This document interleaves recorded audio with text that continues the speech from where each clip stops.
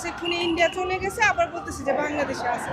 সত্যিকার অর্থে যখন কেউ এখানে বরাবরই এরকম চলছে, যখন নাকি অন্যায়ের বিরুদ্ধে কেউ সচ্চা কথা বলে তার বিরুদ্ধে একটা অ্যাটেম্প নেওয়া হয়, এবং খুনিকে যারা ক্ষমতায় থাকে, যখনই যারা ক্ষমতায় থাকে, এখন ইউনূস সরকার আছে ক্ষমতায় থাকে, তাদের মদদে সে পালিয়ে যেতে সক্ষম হয়। কিন্তু ইউনূস স্যার বা যেই ক্ষমতায় থাকে সে যদি তৎপর হতো এবং আপোষ না করতো তাহলে কিন্তু খুনিকে ধরা যেত, হোক সেটা ইন্ডিয়া হোক সেটা বাংলাদেশ।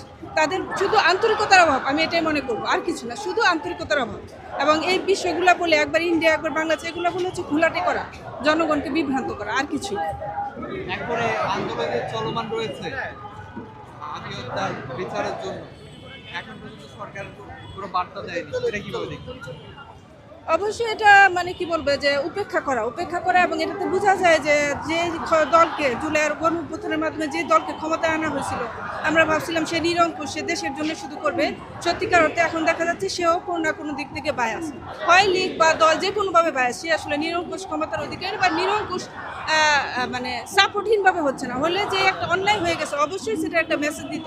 এতদিন ধরে তারা আন্দোলন করে যাচ্ছে, এতগুলো জনতা সেখানে সাপোর্ট দিচ্ছে, অথচ তারা চুপচাপ আছে, তার মানে তারা কোনো না কোনো পক্ষ অবলম্বন করতেছে, সত্যিকার ন্যায়ের পক্ষে তারা নাই। এখন এখানে আপনি এসেছেন, সর্বশেষ কি চাচ্ছেন?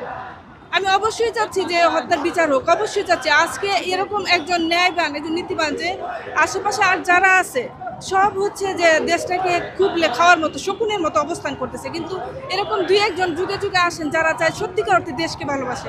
আমার ইসলাম, আমার ইমান, আমার দেশকে আমি ভালোবাসি, আর সেজন্য আমি এখানে আসছি যে আজকে যদি আমি জিহাদে বা প্রতিবাদে অংশ না নিই, আগামী দিনে আমার সন্তানদের কোনো সমস্যা হলে কেউ অংশ নেবে না। সেজন্য আমি এখানে আসছি প্রতিবাদ জানানোর জন্য। আপনি আপনার সন্তানদের নিয়ে জি, আমার দুই ছেলে,